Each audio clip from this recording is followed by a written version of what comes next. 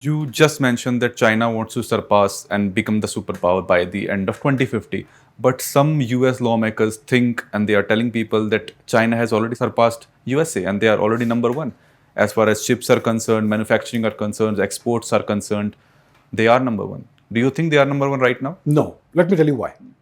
See, the number one status is not based on one or two indicators. It's based on cumulative hard power.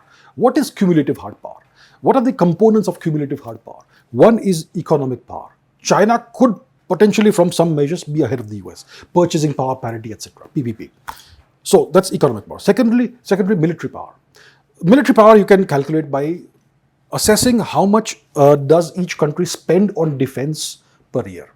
The US spends about 800, 900 billion dollars per year. China about 200, 300 billion dollars. So China is lower than the US. Thirdly, what's your population? What's your land area? China has larger population than the US, way larger. Similar land area, slightly less than the US. Next, nuclear weapons. The US dominates China in nuclear weapons, number of nuclear weapons. Next is power projection capabilities.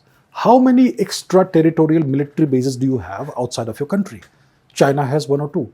The US has 700. The US dominates China overall.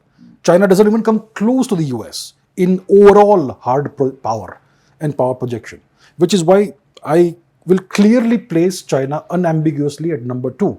Maybe not even number two. If you talk about nuclear weapons and you assign a score to that, Russia overtakes China. So maybe China is number two or number three. Probably number three actually, in terms of actual composite hard power. But economically, it's way ahead of Russia. It is a very close challenger to the US. Militarily, it is untested, and militarily, when it comes to the defense expenditure, it is significantly below the US. So that's where China stands.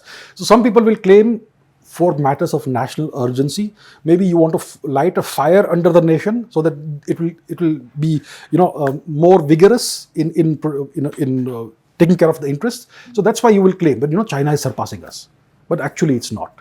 But China seeks to. So maybe by 2050 they want to achieve all the indicators and good scores on all the indicators that will put it cumulatively ahead of the US in hard power. Right now it's not the case.